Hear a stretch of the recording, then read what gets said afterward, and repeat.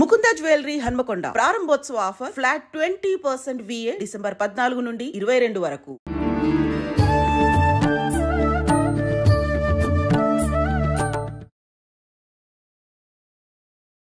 నమస్కారం, welcome to I dream.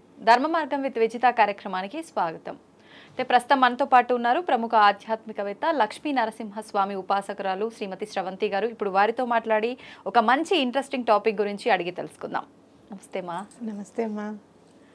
మా ఈ మధ్యకాలంలో దేవుళ్ళ గురించి రకరకాలుగా వింటున్నాం. అంటే ముఖ్యంగా అంటే కనిపిస్తున్నారని చెప్పి, దేవుళ్ళు దేవతలు కనిపిస్తున్నారని చెప్పి వాళ్ళతో మాట్లాడుతున్నామని చెప్పి ఇది చెప్పడం ఒక ఎత్తు అయితే, ఒక 2 days బ్యాక్ అనుకుంటా నల్లపోచమ్మ ఆలయంలో హోల్ సిటీలో అమ్మవారు నడవటం జరిగింది అని చెప్పి, ఆలయంలో అమ్మవారి పాదముద్రలు కనిపిస్తున్నాయి, పసుపుతో కూడి ఉన్న పాదముద్రలు అని చెప్పి మనం ఒక 2 రోజులుగా వింటున్నాం. నిజంగా అమ్మవారు ఒకవేళ నడిచినా అలా ముద్రలు కనిపించే అవకాశం ఉంటుందా? అలా నడుస్తారా నిజంగా అమ్మవారు? ఏమంటారు దాని గురించి? తప్పకుండా చెప్తాను. ఇక్కడ మనం గమనించాల్సింది ఏంటి అంటే అమ్మవారి అనుగ్రహం. కేవలం మనం ఇంత పూజ చేసినంత మాత్రాన, అంటే ఆవిడకి షోడశోపచార పూజలే కాకుండా మామూలుగా పంచోపచార పూజలు చేసిన, లేదు అంటే గనక భక్తిపూర్వకంగా ప్రేమతో మన మనసు అర్పించినా కూడా అమ్మవారు తప్పకుండా అనుగ్రహిస్తారు అనేది గుర్తుపెట్టుకోవాలి. మనం అందరం పిల్లలమే ఆవిడ. అవును, ఎన్నో తార్కాణాలు ఉన్నాయి ఇట్లా అమ్మవారు కనపడడం అనేది. అక్కడ తిరుగాడుతున్నారు, నడుస్తున్నారు, గజ్జల సౌండ్ అవుతూ ఉంటుందండి అని చెప్పడం. మీరు కాశీలో కూడా వారాహి అమ్మవారి గురించి కనుక మనం అక్కడికి గుడికి వెళ్తే అక్కడ ఉన్న వాళ్ళు చెప్తారు, రాత్రిపూట గజ్జల సౌండ్ అవుతుంది అమ్మవారని. ఆవిడ క్షేత్రపాలకురాలు, రాత్రిపూటే తిరుగుతారనమాట కాశీ క్షేత్రం అంతా కూడా. మీరు ఇంకా గమనించి ఇంకా అంటే అమ్మవారు ఎక్కడైనా కనపడతారా అసలు, మనం చాలా అన్నిటికీ మనకి ప్రూఫ్స్ కావాలన్నమాట. అంటే మనం నమ్మాలి అని అంటే అమ్మవారు చక్కగా కిరీటము నగలు అన్ని వేసేసుకొని వచ్చి ఎర్రచీరే కట్టుకొని పెద్ద బొట్టే పెట్టుకుని మన ముందు కూర్చోవాలి. అప్పుడు కానీ 4-5 నిమిషాలు మనం మాట్లాడితే తప్పించి మనం నమ్మము అనేది సైకలాజికల్గా ఒకటి ఫిక్స్ అయిపోయి ఉంటాం. అంటే అలా నిజంగా ఒక మానవ రూపంలో మీరు అన్నట్టుగా వచ్చినా ఇదంతా ఒక నాటకమేమో అని చెప్పి మళ్ళీ అక్కడ కూడా ఆమె ఏదో మాయల ద్వారా ప్రూవ్ చేసుకోవాల్సి వచ్చే కాలంలో ఉన్నామేమో అమ్మ. అందుకే అమ్మవారు ఎప్పుడు కూడా తన ఉనికిని చాటుకుంటారు అనమాట. ఎందుకు చాటుకుంటారు అంటే గనక ఏ నెగటివ్ ఎనర్జీస్కి అయినా కూడా భయం. అందులో మనకి కూడా అమ్మో అమ్మవారు ఎక్కడ ఉన్నారు, ఆవిడ మనం చూస్తూనే ఉంటారు ఎప్పుడు కూడా. మనం గుడికి వచ్చినప్పుడు ఎవరికి తెలియకపోయినా కూడా మన మనస్సాక్షికి తెలుసు కదా మనం ఏం చేస్తున్నాం, మనం ఏం ఆలోచిస్తున్నాం, మంచా చెడ అనేది తెలుస్తుంది. కాబట్టి అమ్మవారికి ఉనికి అక్కడ ఉంది అని అంటే గనక మనం కూడా కరెక్ట్గా ఉంటాము అని చెప్పి ఒకటి. అమ్మవారి ప్రేమ అనుగ్రహం అట్లాంటిది. అంటే ఏదో చాలా ఇచ్చేసేయండి అప్పుడే నేను వస్తాను అనేది కాకుండా, మీరు చాలా సందర్భాల్లో దైవం మానుష రూపేణ అనేది ఎప్పుడైనా గనక మీరు చూస్తే గనక, దైవం లీల చూపిస్తే గనక చాలా సందర్భాల్లో చాలా పూర్ మందికి అంటే చాలా లేని వాళ్ళకి కనిపించిన సందర్భం ఉందన్నమాట. ఎక్కువ చాలా పెద్ద పూజలు చేసేసిన సందర్భాల్లో కనపడిన అమ్మవారు కూడా కేవలం మానసికంగా ఇది సమర్పించుకుంటున్నాము అంటే చాలు అమ్మవారు అనుగ్రహించిన సందర్భాలు ఎన్నో ఉన్నాయి. అంటే ఆవిడ ప్రేమకి కట్టుబడతారు, భక్తికి. అంటే భక్తి అంటే మీరు ఏదో చాలా చేసేయాలని కాదు, కొంచెం మీరు చూస్తారు చూడండి, భగవద్గీతలో వస్తుంది ఫలం పత్రం పుష్పం తోయం అంటారు. ఏది ఇచ్చినా, మంచినీళ్ళు ఇచ్చినా పర్వాలేదు.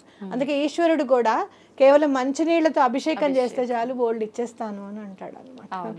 అయితే ఇక్కడ మనం చూస్తే కనుక నేను కూడా వీడియో వినడం జరిగింది, చూడడం జరిగింది. అతను ఏమంటాడంటే, మేము ముందు తలుపులు తీసేటప్పుడు మేము నాక్ చేస్తాం. ఫస్ట్ నాక్ చేసిన తర్వాతనే డోర్ ఇలా కొట్టిన తర్వాతనే వెళ్తాము. ఈసారి అలా వెళ్ళలేదు, మామూలుగానే తలుపు తీసేశారు. కాబట్టి అమ్మవారు ఉనికి తెలిసింది అనేది అతని మాటల్లో నాకు అర్థమైంది అనమాట. అలాగే ఇక్కడ మీరు చూస్తే కనుక గ్రామ దేవతల దగ్గరికి వస్తే కనుక ఎప్పుడు కూడా పరిరక్షిస్తూ ఉంటారు గ్రామాన్ని అని ఖచ్చితంగా చెప్పుకోవచ్చు. అవును, నమ్ముతుంటాం. ఏదైనా మీరు ఇలాంటి ఉపద్రవాలు వచ్చినా కూడా గ్రామ దేవతలు పరిరక్షిస్తారు అక్కడ ఉన్న ప్లేస్ అని ఖచ్చితంగా చెప్పుకోవచ్చు అనమాట, అక్కడ ఉన్న వాళ్ళని. అయితే ఇప్పుడు ఇక్కడ చూస్తే గనక మనం ఒకటే పాదం కనిపిస్తోంది, ఇంకో పాదం కనిపించట్లేదని, లేదు ఇంకో పాదం కొంచెం అంటే అంత క్లియర్గా లేకుండా నార్మల్గా కనిపిస్తోందని చెప్పి రకరకాలుగా మాట్లాడుతున్నారు. ఇంకొక విషయం కూడా ఏంటంటే అసలు అమ్మవారు గర్భగుడిలో లేదు, ఆమె వెళ్ళిపోయినట్టు పాదముద్రలు కనిపిస్తున్నాయి. కాబట్టి ఇప్పుడు మనకు నిన్న ఈ మధ్యకాలంలో ఏదైతే ప్రళయాలు, భూకంపాలు ఇలాంటివి వచ్చాయో ఇలాంటివి రాబోతున్నాయేమో, అందుకని చెప్పి అమ్మవారు ఇలా ఒక సంకేతంగా చూపించారేమో, లేదు ఇప్పుడు గర్భగుడిలో అమ్మవారు అంటున్నారు. నిజంగా అలా సాధ్యపడుతుందంటారా? అమ్మవారు గర్భగుడిలో లేదు అనుకోవడం చాలా తప్పు. ఎందుకనంటే ఎప్పుడైతే అమ్మవారిని ప్రతిష్ఠిస్తారో, కొన్ని ఆలయాల్లో అయితే యంత్ర సహితంగా ప్రతిష్ఠింపజేస్తారు, కొన్ని ఆలయాల్లో మామూలుగా ప్రతిష్ఠ జరగచ్చు, మామూలుగా తీసుకొచ్చి పెట్టేసుకోవచ్చు. మీరు ఇంట్లో గణపతి పూజ చేసుకుంటారు కదా, గణపతిని మామూలుగా తీసుకొచ్చి పెట్టేసుకుంటాం కదా, అవునా కదా? మరి 10 రోజులు అయిన తర్వాత నిమజ్జనం చేసేస్తాం, మరి గణపతి లేడా ఇంట్లో? ఉంటాడు. అసలు ఎక్కడ భగవంతుని లేని ప్లేస్ ఉంది అంటే ఇక్కడ ఇది కూడా ఒక పాదం కనిపించిందంటే విష్ణుమూర్తి ఒక పాదం వేసిన తర్వాత ఇంకో పాదం పైకి ఎక్కడికో పెట్టారు. అవును, అవునా? అలా అంటే ఆ ఉపద్రవాన్ని ఆపడానికి ఆ పాదం అక్కడ ఉపద్రవం మీదే పెట్టారని ఎందుకు అనుకోకూడదు? అవును. ఎప్పుడైనా ఏది ఆలోచించినా పాజిటివ్గా ఆలోచించడం అనేది మనం నేర్చుకోవాలి. ఫస్ట్ నెగిటివ్గా ఆలోచించకూడదు. అందులో ఇక్కడ మీరు చూస్తే కనుక గ్రామ దేవతల ఆలయాల్లో పసుపుని బండారు అంటారు అనమాట. అంటే ఏంటి అని అంటే పాజిటివిటీ మొత్తం దాంట్లో ఉంది అని మీరు అర్థం చేసుకోవాలి. అమ్మవారు పసుపు అంతా కూడా జల్లినట్టుగా ఉంది అని కూడా మనం చూసాం. అంటే ఏంటంటే ఆవిడకి చాలా సంతోషం వచ్చినప్పుడు అలా బయటకు వచ్చి ప్రకటిస్తారు అనేది గుర్తుపెట్టుకోవాలి. మీరు ఎప్పుడైనా ఢిల్లీ వెంకన్న కథ విన్నారా? వినలేదా? విజయవాడ కనకదుర్గమ్మ ఆవిడట ఒక సినిమా ఉందన్నమాట. ఆ సినిమాకి వెళ్ళారట ఆవిడ. ఆ సినిమా పేరు నేను మర్చిపోయాను, పాట ఒకటి గుర్తుంది నాకు, ఏరువాక వచ్చిందో అని చెప్పి ఒక పాట ఉంటుందన్నమాట రైతుల మీద. ఆ మూవీ అక్కడ రిక్షా అతను నుంచున్నాడు అనమాట సెకండ్ షో అయిపోయిన తర్వాత. అతని పేరు ఢిల్లీ వెంకన్న. అయితే ఆవిడ రిక్షా ఎక్కారు, అమ్మవారే రిక్షా ఎక్కారు. ఎక్కి ఎక్కడమ్మా అంటే కనకదుర్గమ్మ గుడి ఉంది కదా విజయవాడ, అక్కడ దింపమని చెప్తారనమాట. చెప్పారు. అలా ఆయన ఎక్కించుకొని నడుపుతూ ఉంటాడు.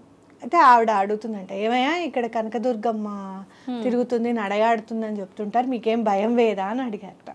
మాకెందుకమ్మా భయం, అమ్మలగన్నాయమ్మ ఆవిడే మాకు అండగా ఉన్నప్పుడు, ఆవిడే మాకు అండగా తిరగాడుతున్నప్పుడు మాకు ఇంకా భయమే ఉందమ్మా, మాకు భయం లేదు అని అన్నట్ట.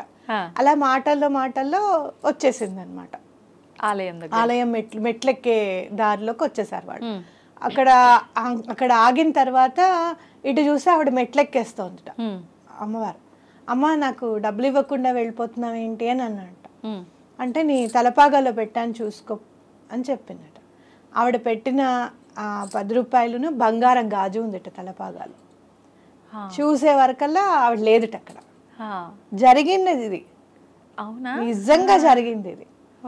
అయితే అప్పుడు అతను అమ్మవారు ఎక్కింది నా రిక్షా, అమ్మవారు ఎక్కింది, అమ్మవారు వచ్చింది, అమ్మవారు ఎక్కింది అని చెప్పి తర్వాత ఆ థియేటర్లో కూడా ఎక్కడో చూస్తే న్యూస్ పేపర్లో కూడా పడింది అనమాట.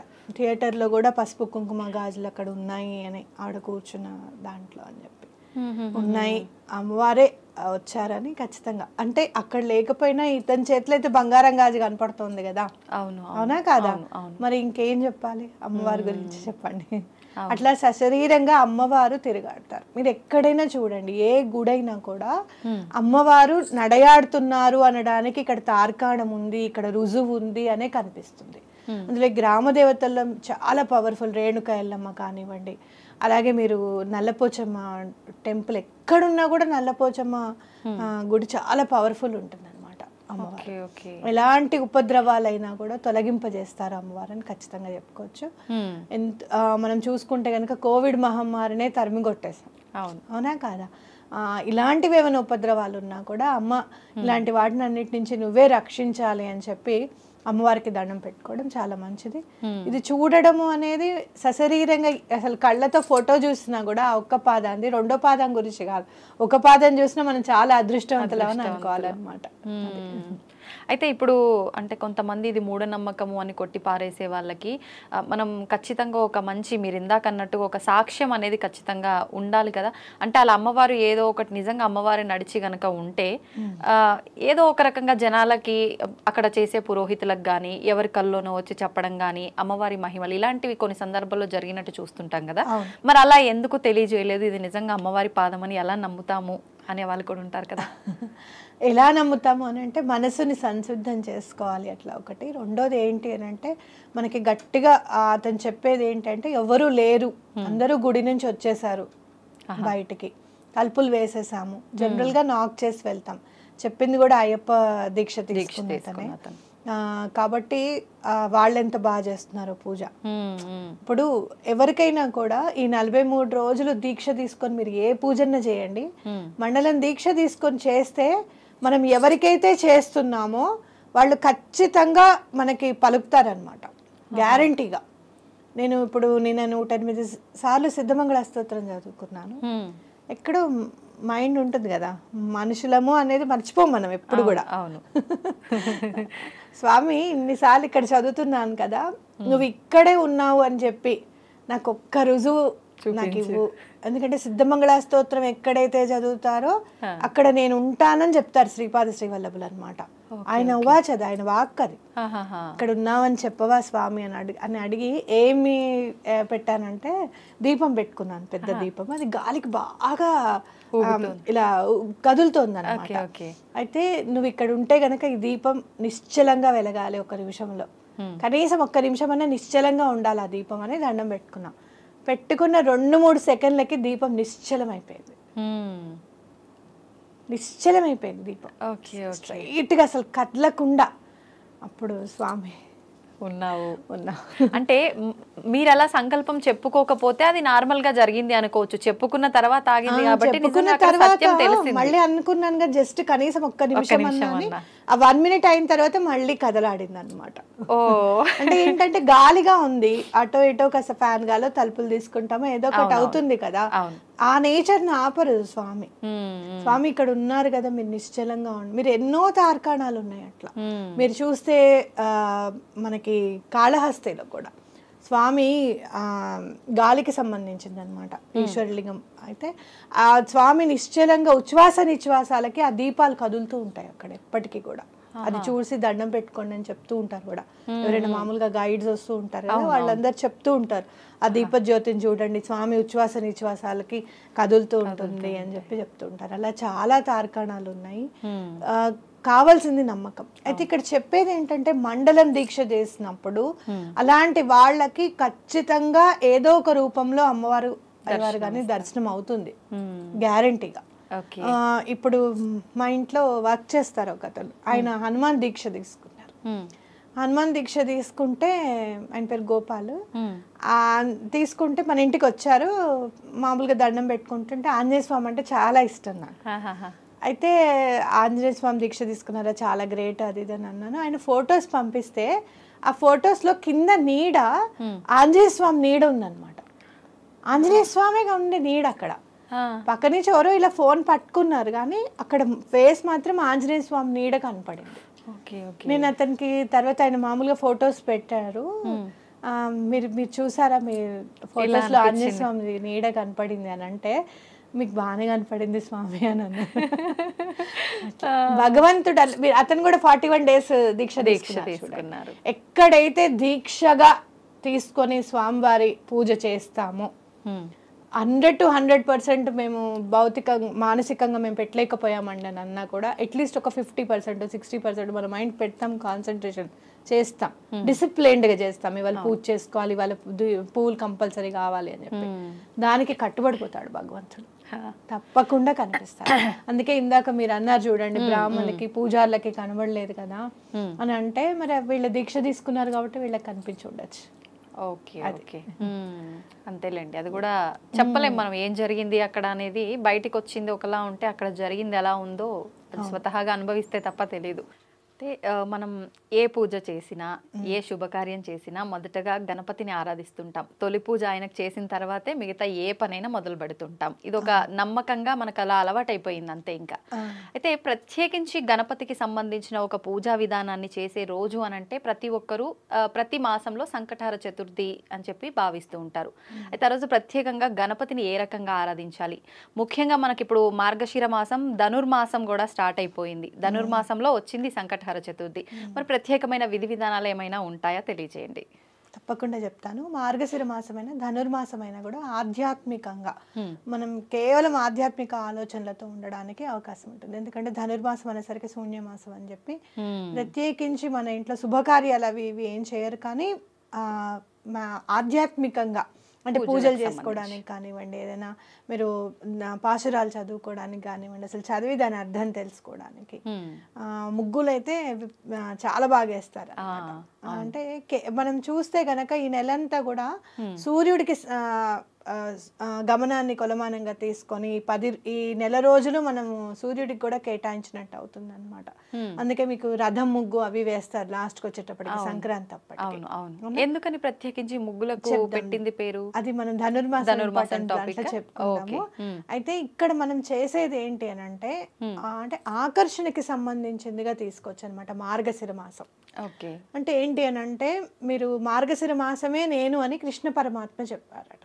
అంటే కృష్ణ పరమాత్మ అనగానే మీరు చూడంగానే మీరు చిన్న పిల్లవాడప్పుడు లడ్డు గోపాల్ని చూడండి, లేదు అంటే కనుక రాధాకృష్ణుల్ని చూడండి, లేదా కృష్ణుడు మీరు గురువాయూర్లో ఉంటాడు కృష్ణుడు, అలా చూడండి. ఇంత చిన్నగా ఉంటాడు మన ఉడిపి కృష్ణుడు. ఎక్కడ చూసినా మనం ఆకర్షింపబడతాం. స్వామి ఎంత బాగున్నారో, చక్కగా ఉన్నాడు కదా, మన ఇంట్లో పిల్లవాళ్ళలాగా మనం సంతోషపడిపోతూ ఉంటాం. అలా మనని ఎవరైనా సరే మన మాట వినాలి, మన పిల్లలు మన మాట వినాలి, మన భర్త కానీ భార్య కానీ వాళ్ళిద్దరిది ఒక మాట అయి ఉండాలి. అట్లాగే ఇంట్లో ఎక్కడ కూడా గొడవలు జరగకుండా ఉండాలి అని అంటే గనక ఈ రోజు మీరు త్రైలోక్య మోహన కవచం అని ఉంటుంది గణపతిది. త్రైలోక్య మోహన కవచం గణపతి అని కొట్టండి గూగుల్లో, తెలుగు అని కొడితే ఏ లాంగ్వేజ్ అంటే ఆ లాంగ్వేజ్ లో మీకు వచ్చేస్తుంది. త్రైలోక్య మోహన కవచం అనేది ఈ సంకటహర చతుర్థి నాడు గనక చదువుకుంటే ఆ రోజు మొదలుపెట్టి కనీసం 11 రోజులు కానీ 21 రోజులు కానీ లేదా 40 రోజులు చదువుతామని అనుకుంటే కనుక వరుసగా కేవలం ఆ ఒక్క రోజు చదివినా కూడా మీకు డిఫరెన్స్ తెలుస్తుంది. అంటే ఎలా మనం ఆకర్షింపబడతాం, మన మాట ఆకర్షింపబడాలి. మనం ఏదైనా చెప్పినప్పుడు పిల్లలు వినడం కానివ్వండి, ఇంట్లో వాళ్ళది ఒక మాట అవనివ్వడం కానివ్వండి, లేదు అంటే గనక ఒక్కొక్కసారి కొన్ని పనులు మాటల వల్ల ఆగిపోతూ ఉంటాయి.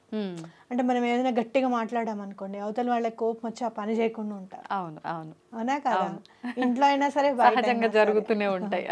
అప్పుడు ఈ త్రైలోక్య మోహన కవచం గణపతిది గనక చదువుకుంటే చాలా మంచిది అని చెప్పుకోవచ్చు. అంటే మధ్యలో ఆగిపోయే పనులు, ఆటంకాలు జరిగే పనులకి ప్రత్యేకించి ఇది ఉపయోగపడుతుంది. సంకటహర చతుర్థి అంటేనే సంకటాలన్నీ కూడా నిర్మూలింపజేసేది, హరింపజేసేది. అసలు మనకి ఏ పనైనా కూడా ఆగిపోతుందండి, మేము మొదలు పెడుతుంటే ఆగిపోతుందండి. అసలు సంకటహర చతుర్థి చేసుకున్నామంటే కూడా మాకు అవ్వట్లేదు, ముందుకు వెళ్ళడం లేదు అని అనుకున్నప్పుడు మీరు ఏం చేస్తారంటే రేపు చేసుకుంటాను అట్లా ఇట్లా అని ఏం అనుకోకండి, మామూలుగా ఉండండి. పొద్దున్న లేవంగానే తలంటి పోసేసుకొని దేవుడి దగ్గర కూర్చొని, నాయన ఇవాళ సంకటహర చతుర్థి, నేను దండం పెట్టుకుంటున్నాను, నేను ఇలా ఉపవాసం ఉంటాను, సాయంత్రం వరకు తినకుండా ఉంటాను అని చెప్పి త్రైలోక్య మోహన కవచం అనేది చదువుకోండి. సాయంత్రం చదువుకుంటే కూడా చాలా మంచిది. ఎన్నిసార్లు చదవాల్సి ఉంటుంది? ఒక్కసారి చదువుకోండి, ఒక్కసారి చదువుకోండి. లేదు ఎవరికైనా వీలు కుదురుతుంది అంటే ఒక 3 సార్లు చదువుకున్నా పర్వాలేదు. అయితే ఈ విధానాన్ని చాలా మంది వ్రతంలా కూడా ఆచరిస్తారని చెప్పి అంటుంటారు, అది ఎలా ఉంటుంది? వ్రతము అని అంటే సంకటహర చతుర్థి ఖచ్చితంగా సంవత్సరం పాటు చేయాల్సిందే. మీరు శ్రావణ మాసంలో చేసుకోవచ్చు, కార్తీక మాసంలో మొదలు పెట్టుకోవచ్చు. ఈ మార్గశిర మాసం మాత్రం చేసేసుకొని మీరు మళ్ళీ జనవరిలో కూడా చేసుకోండి. మొదలు పెడతాము అనేది మాఘమాసం నుంచి మొదలు పెడతాం కంటిన్యూగా అని అనుకోండి. అంటే ఏదన్నా పనులు అసలు టోటల్గా ఆగిపోయి అసలు పూజ చేయడానికి కూడా అవ్వట్లేదండి, మేము అనుకుంటే చాలు అవాంతరం వచ్చేస్తుందండి అని అనుకున్నప్పుడు కొన్ని సందర్భాలు ఎలా ఉంటాయో తెలుసా? పొద్దున్నే లేద్దాము ఇంకా పూజ చేసేసుకుందాం అన్నప్పుడు ఆ రోజు బోర్ పాడవుతుంది. అవును అవును వాడు రావాలి, బాగు చేయాలి, నీళ్లు రావాలి, ఇదంతా వీటిల్లోనే ఉండిపోతాం. అవును. అట్లాంటి సందర్భాలు ఎవరో ఒకళ్ళకి ఎదురవుతూనే ఉంటాయి. కాబట్టి మీరు ఏం చేస్తారు అని అంటే, అలాంటి ఆటంకాలు ఏదైనా పనులలో మీకు అవుతున్నాయి అంటే కనుక, అసలు కదలట్లేదు ఆ పని అంటే కనుక, కేవలం మాటలతోనే ఆగిపోయింది, ఈగోయిస్టిక్గా అవ్వాల్సి వస్తుంది. అంటే వాళ్ళు చేస్తారని మనం ఊరుకొని, మనం మొదలు పెడతాంలే అని వాళ్ళు ఊరుకొని. ఇప్పుడు కొన్ని సంబంధాలు ఉంటాయి, వాళ్ళు వచ్చి మమ్మల్ని అడగచ్చుగా, మేము కాదంటామా అని అంటారు. అవును. మనం వెళ్ళి అడిగితే ఎలా ఉంటుందో, ఏమంటారో అని అనిపిస్తూ ఉంటుంది, అవునా కదా? అలాంటి సందర్భాలు కూడా స్వామి నిర్మూలింపజేస్తారు. అంటే ఇక్కడ త్రైలోక్య మోహన కవచం గనక సంకటహర చతుర్థి నాడు చదివితే గనక, ఎట్లాంటి అవతల వాళ్ళకి మన మీద ఏహభావం ఉన్నా, కోపం ఉన్నా, ద్వేషం ఉన్నా కూడా అవన్నీ కూడా సమసిపోతాయని ఖచ్చితంగా చెప్పుకోవచ్చు. అయితే విధి విధానాలు అయితే మనకు అందరికీ తెలిసిందే. ఉపవాసం ఉండాలి, సాయంత్రం పూట పూజ చేసుకోవాలి, సాయంత్రం ఎప్పుడైతే చంద్రోదయం అవుతుందో అప్పుడే మనం పారణ చేయాలంటే తినాలి, ఆ టైంలోనే తినాలి అని చెప్పి అందరికీ తెలుసు. అయితే ఆ రోజంతా అన్నం ముట్టుకోకుండా టిఫిన్ మీద ఉంటే చాలా మంచిది. అంటే మనం చంద్రోదయం తర్వాత కూడా ఏదైనా టిఫిన్ లాంటిది తింటే మంచిది, భోజనం తినకుండా అన్నమాట. లేదు అలా కాదండి మాకు కుదరదు అన్నప్పుడు భోజనం చేసినా ఏం పర్వాలేదు. ఒకవేళ ఏమన్నా అంటే మందులు వేసుకుంటే కానీ ముందుకెళ్ళలేము అండి, తప్పనిసరి మందులు అయితే వాడాలి అని చెప్పి అనుకుంటే గనక అన్నం తినకుండా ఉండి పూజ చేసుకుంటే చాలా మంచిది. అలాగే సంకటహర చతుర్థి నాడు బెల్లం నైవేద్యం పెడితే చాలా మంచిది. బెల్లం ఎప్పుడు పెట్టినా ఒకటి కాకుండా రెండోది కూడా పెట్టండి. మనం చూస్తే వినాయకుడు ఎప్పుడు కూడా చిన్న పిల్లవాళ్ళగా అనిపిస్తాడు నాకు, మన ఇంట్లో చిన్న పిల్లవాళ్ళగా. ఒక చేతిలో పెట్టంగానే రెండో చేయి అడుగుతాడు స్వామి అని నేను ఎప్పుడు చెప్తాను. పిల్లలు అంతే కదా, ఒకటి ఇయ్యంగానే ఇంకొకటి అంటారు.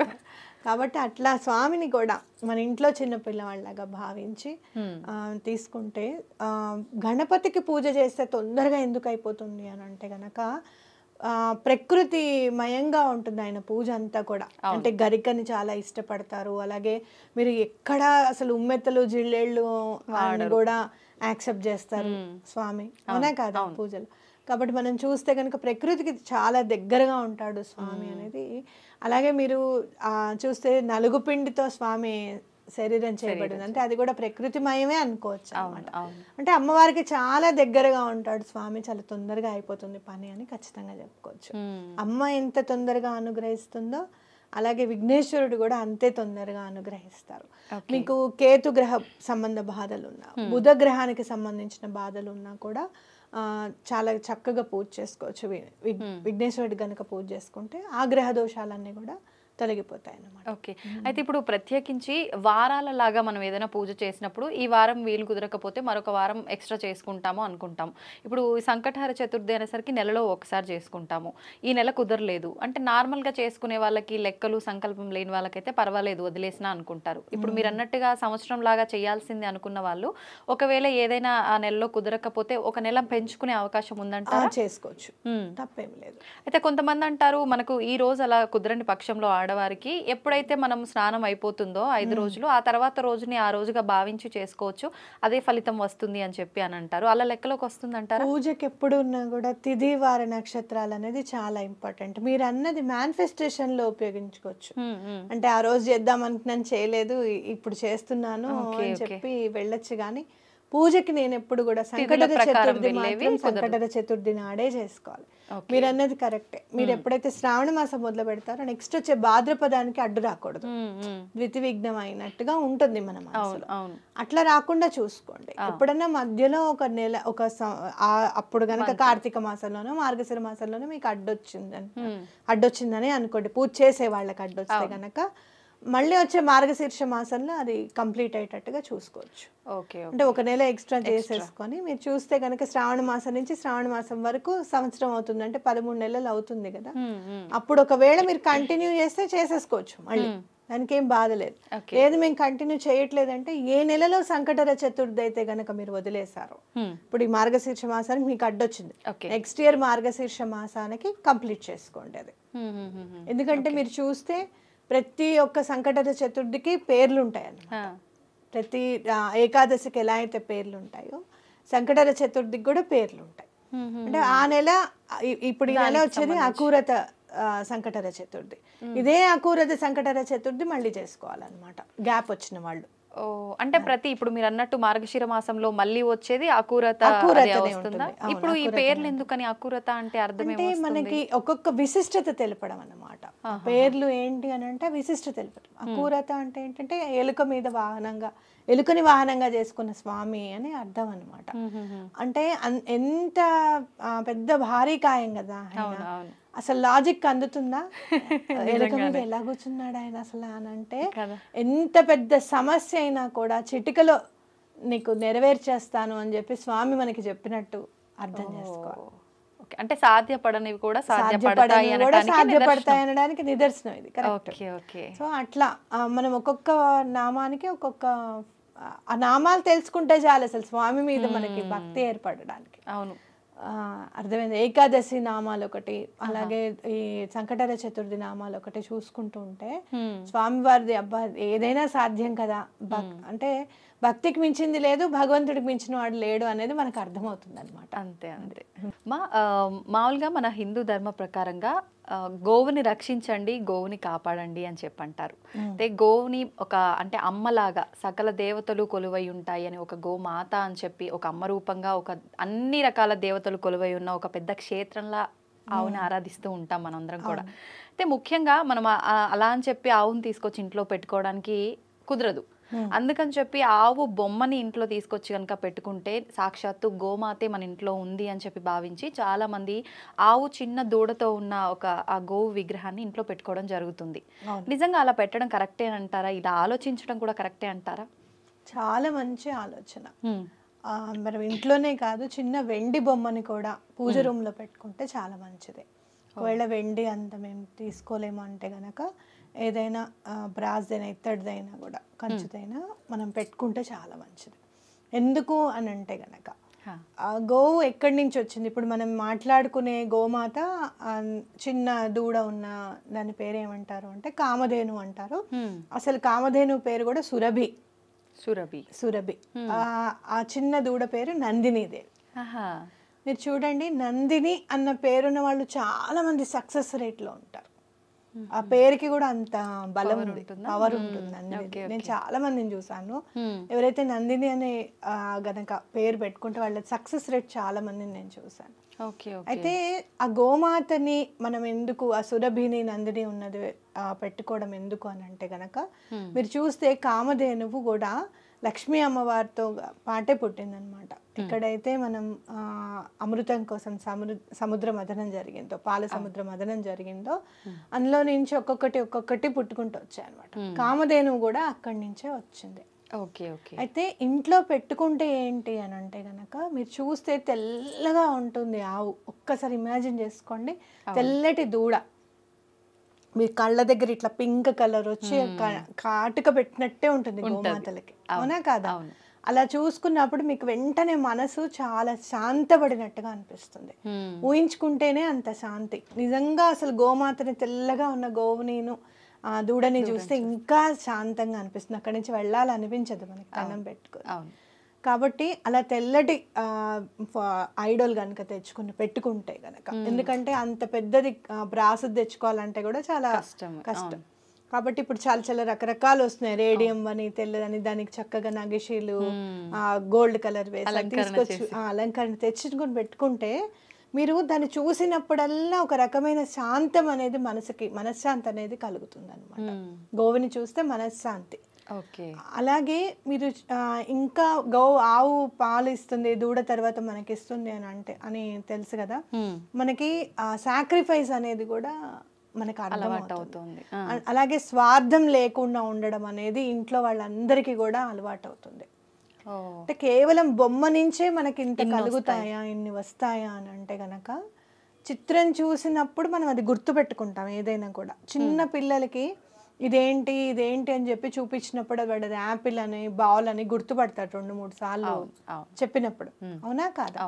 అలాగే తల్లిని కూడా గుర్తుపడతాడు, కేవలం టచ్ ద్వారానే గుర్తిస్తాడని తెలుసుకోవచ్చు కదా. అంటే ఏంటి, ఏదైతే ఆ బొమ్మ సంకేతం ఇస్తుందో ఆ సంకేతాలని వెంటనే మన బ్రెయిన్ కూడా క్యాప్చర్ చేస్తుంది అని గుర్తుపెట్టుకోవాలి ఇక్కడ. ఓకే, కాబట్టి ఆ గోవుని కేవలం ఐడోలేనా బొమ్మేనా అంటే ఆ బొమ్మ మీద కూడా ప్రేమ ఏర్పడుతుంది మనకి. అయ్యో జాగ్రత్తగా పెడతాం, పిల్లలకి అందకుండా పెట్టుకుంటాం, అవునా, రోజు దులుపుతాం చేస్తాం కదా.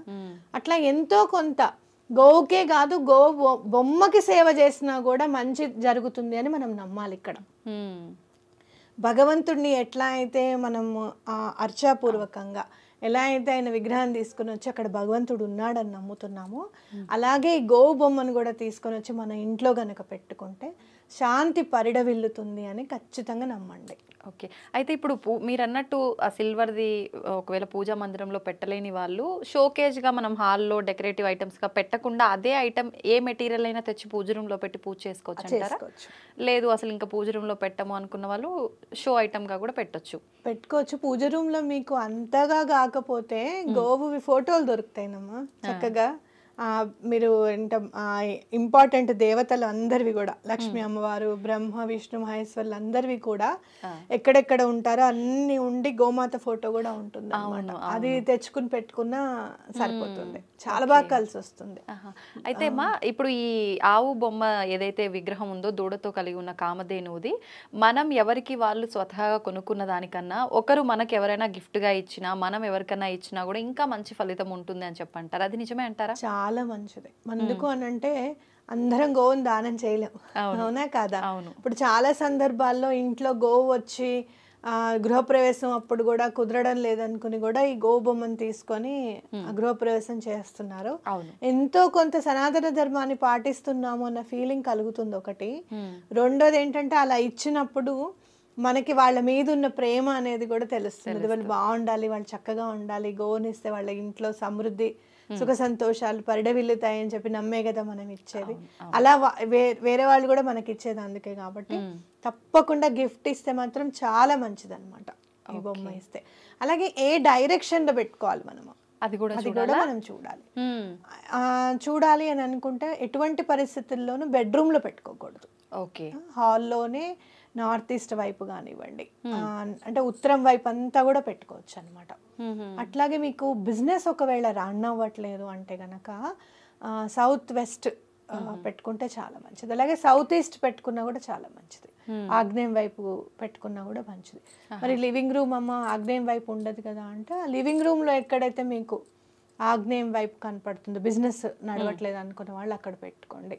లేదంటే నార్త్ ఈస్ట్ వైపే పెట్టుకోండి. మాకేమి ఆగ్నేయం వైపు పెట్టడం మాకు అలవాట్లేదండి, మా ఇంట్లో వాళ్ళు ఒప్పుకోరు అని అనుకున్నప్పుడు ఈశాన్యం మూల పెట్టుకోవడం అనేది కూడా చాలా మంచిది అనమాట. ఇంకా చెప్పాలి అని అంటే మీరు చూస్తే కామధేనువు ఎక్కడ కూడా ఎవరికైతే స్వార్థం ఎక్కువగా ఉంటుందో వాళ్ళ దగ్గర లేదు, చాలా మునుల దగ్గరే ఉంటుంది అనమాట ఎక్కువగా.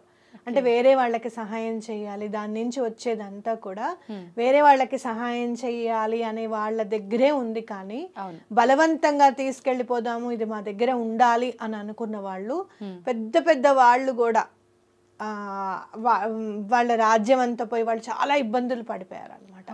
అంటే ఏంటి ఇక్కడ మనకి ఏం అర్థమవుతుంది అని అంటే మనకి కూడా మనం సంపాదించిన దాంట్లో ఎంతో కొంత ఒక 5% 10% లేదు కాదు అంటే 1000 రూపాయలు ఇచ్చే 1000 రూపాయలు కాదు 100 రూపాయలే నేను ఇవ్వగలుగుతాను అనుకున్నప్పుడైనా ఎంతో కొంత భగవంతుడి కోసం ఖర్చు పెట్టే విధంగా కూడా మనని ప్రేరేపిస్తుంది. బొమ్మ తీసుకొచ్చి ఉన్నప్పుడు మనకి ఎలాంటి ఆలోచన కలుగుతుంది అంటే అయ్యో మనకి ఇంత మంచి జరిగింది కదా, ఈ చారిటీకి ఏమన్నా ఇద్దామా, ఈ భగవంతుడికి ఏమన్నా ఖర్చు పెట్టుకుందామా అనే ఆలోచనని తప్పకుండా తీసుకొస్తుంది మనకి.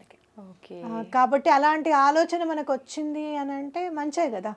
అంటే ఏంటంటే మనలో ఉన్న మంచితనాన్ని ఇంప్రూవ్ చేస్తూ ఉంటుంది అనమాట, డే బై డే ఇంప్రూవ్ చేస్తూ ఉంటుంది. కాబట్టి గోవుని చూసుకుంటే గనక భూమి మీద ఒకే ఒక్క ప్రాణేమో ఆక్సిజన్ ని తీసుకొని ఆక్సిజన్ ని వదిలే ప్రాణి కేవలం గోమాతే. కాబట్టి అలాంటి కామధేను బొమ్మని ఇంట్లో పెట్టుకుంటే మంచి జరుగుతుందని నమ్మాలి. సంతోషం అమ్మ. చాలా మంది మూఢనమ్మకం అని కొట్టి పారేసే వాళ్ళు కూడా ఉన్నారు. అలా కాదు, నిజంగా మనం విగ్రహం పెట్టుకున్నా కూడా అమ్మవారిని సాక్షాత్తు ఆవును తీసుకొచ్చి పెట్టి పూజించిన దాని కిందకే వస్తుంది అని అంటే అంతకు మించింది ఏముంటుంది ఇంకా ప్రతి ఒక్కరికి కూడా. నేను చాలా బుక్స్ చదువుతాను కదా, బుక్స్ చదివినప్పుడు కొన్ని కొన్ని బుక్స్ లో ఎట్లా ఉంటుంది అని అంటే, మీకు ఈ గ్రహ దోషాలు ఉన్నాయా, కోతులకు ఆహారం పెట్టండి, ఈ గ్రహ దోషం ఉందా, కుక్కల్ని పెంచుకోండి, ఈ గ్రహ దోషం ఉందా, స్ట్రీట్ డాగ్స్ కి పెట్టండి అని బుక్స్ లో చదువుతూ ఉంటాను నేను. Okay okay. అయితే ప్రతి దాంట్లోనూ గోసేవ చేయండి అనేది ఖచ్చితంగా కనిపిస్తూ ఉంటుంది. అవును అవును. మనం గోసేవ చేయాలి అంటే గోశాలకి వెళ్ళాలి, చెయ్యాలి, ఇదంతా ఉంటుంది. అయితే ఒక గోవుని పెట్టుకోవడం అంటే ప్లేస్ ఉన్నా కూడా ఇవాళ మనం కుక్కని పెంచుకోగలుగుతున్నాం, కానీ గోవుని పెంచుకోవాలంటే మనకి ఆలోచన చాలా. గోవుని పెంచుకోవడం కూడా అంత ఈజీ కూడా కాదు, ఎందుకనంటే దానికి వర్షంలో ఉండదు, అది దానికి కంపల్సరీగా మామూలుగా అన్ని జంతువులాగా వర్షంలో తడిచిపోతానని ఉండదు, దానికంటే ఒక ప్లేస్ ఉండాలి, మట్టి అనేది ఉండాలి, ఫ్లోరింగ్ అనేది ఉండకూడదు, మట్టిలోనే ఉండాలి, ఇదంతా ఉంటుంది. కాబట్టి కష్టమే, నేను కాదని నేను అన్నాను. అలాంటప్పుడు ఒక్కసారి బొమ్మను తెచ్చుకుని పెట్టుకుంటే అది మూఢనమ్మకమా లేకపోతే నిజంగా ఏదో పవర్ ఉందా అనేది తెలిసి వస్తుంది మనకి. ఆ డిఫరెన్స్ అనేది వితిన్ 1 or 2 months లోనే తెలిసిపోతుంది.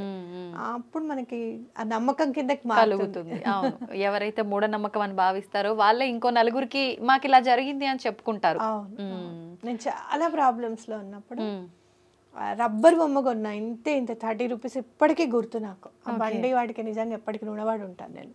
అప్పుడే ఏదో ఆలోచిస్తున్నాను, ఎలా తీరుతాయా అని అంటే ఆ బండి మీద నుంచి వస్తున్నాడు, పెద్ద బొమ్మ ఏమో 100 or 120 చెప్పాడు, చిన్న బొమ్మ 35 rupees చెప్పాడు. అదే ఆ రబ్బర్ బొమ్మే 35 rupees పెట్టే తీసుకొచ్చా ఇంటికి. నెమ్మదిగా పాజిటివిటీ అనేది పెరిగింది. మీకు ఇంకో విషయం చెప్తాను, చాలా దుష్ట ప్రయోగాలు ఉన్నాయండి, నరదిష్టి ఉందండి మాకు, మేమంటేనే పడట్లేదండి జనాలకి, ఇట్లాంటివన్నీ ఉంటాయి కదా, అవన్నీ కూడా తొలగిపోతాయి ఈ ఒక్క బొమ్మ ఇంట్లో ఉండడం వల్ల. నెగటివిటీ అనేది తప్పకుండా డిజాల్వ్ అవుతుంది. ఎందుకు అని అంటే అది భగవంతుడి అంటే లక్ష్మీ అమ్మవారు పుట్టారు, చంద్రుడు పుట్టాడు, అలాగే ఇంద్రుడి సింహాసనం పుట్టింది, ఎన్నో పుట్టాయి. ఆ తర్వాత అమృతం మనకి దేవతలకి దొరికింది. ఆ అమృతాన్ని ఇవ్వలేదేమో భగవంతుడు, కానీ ఆ భగవంతుడి నామాన్ని తలుచుకుంటే చాలు అమృతమే అది అని చెప్పి మనకి చెప్పకనే చెప్తున్నాడు. ఏదో భాండాగారంలో వచ్చేసేది అమృతం అని అంటే మనకి మానవులం కాబట్టి కేవలం ఆయన నామాన్ని తలుచుకుంటేనే అదే అమృతం మనకి. అదే అంటారు కదా, శ్రీరామని నామం ఎంతో రుచిరా అని అంటారు, అంటే ఆయన ఆ నామమే చాలు. అలాగే ఈ గోవు బొమ్మనే చాలు ఈ నెగటివిటీస్ అన్నిటిని కూడా క్లియర్ చేయడానికి అని చెప్పి గట్టిగా నమ్మాలి. ఓకే, అయితే ఇప్పుడు మనకు ప్రతి ఒక్కరు మీ లైఫ్ లో ఏదైతే జరిగిందో దానివల్ల, అలాగే చాలా మంది విషయాల్లో పెట్టుకుంటే మంచి జరిగిందనే చెప్పే వాళ్ళే కానీ చెడు జరిగిందని ఎక్కడ చెప్పలేదు. అంటే ఉండకపోతే ఫలితం ఉండదు, కానీ మనకు వచ్చిన నష్టం ఏం లేదు, పెట్టుకొని చూస్తే ఆ మార్పు మనకి అర్థమవుతుంది. కాబట్టి జరగాలని లేదు, అసలు చెడు జరగకపోవడం కూడా మంచే కదా. అంతే కదా, అక్కడ మంచి జరుగుతున్నట్టే. మనం ఎప్పుడు ఏమని ఆలోచిస్తాము అని అంటే 10 rupees ఉన్నాయి, 10 rupees ఉన్నాయి, ఇంకో 5 rupees వస్తే బాగుండు, రాలేదుగా అనుకుంటాం, కానీ ఆ 10 rupees ఖర్చు అవ్వలేదు కదా, ఉన్నాయి కదా నీ దగ్గర. అవును, అవేమో అయిపోయి నిలబడుతోంది కదా, నీ దగ్గర ఉంది కదా, అది కూడా పాజిటివిటీ కదా. మన ఆలోచన విధానం పాజిటివ్ గా ఉందనుకోండి, ఆటోమేటిక్ గా అన్ని పాజిటివ్ గా జరుగుతాయి. ఇలాంటివి ఎన్హాన్స్ చేస్తాయి. మరి నువ్వు పాజిటివ్ గా ఆలోచించినప్పుడు నీకు ఇంకేం బాధ లేదు కదా అని అనుకున్నప్పుడు, సరే ఐడల్ తెచ్చుకోవడం దాకెందుకు, రోజు ఒక గూగుల్లోనే మీరు ఫోటో డౌన్లోడ్ చేసుకొని చూడండి, జస్ట్ చూడండి అంతే. ఒక 10-15 రోజులు చూసిన తర్వాత ఎటువంటి మార్పు వచ్చింది అనేది మీరు రిజిస్టర్ చేసుకోండి మైండ్ లో, ఆటోమేటిక్ గా తీసుకొచ్చుకుంటారు. సంతోషం, చాలా చక్కగా వివరించారు. ధన్యవాదాలు.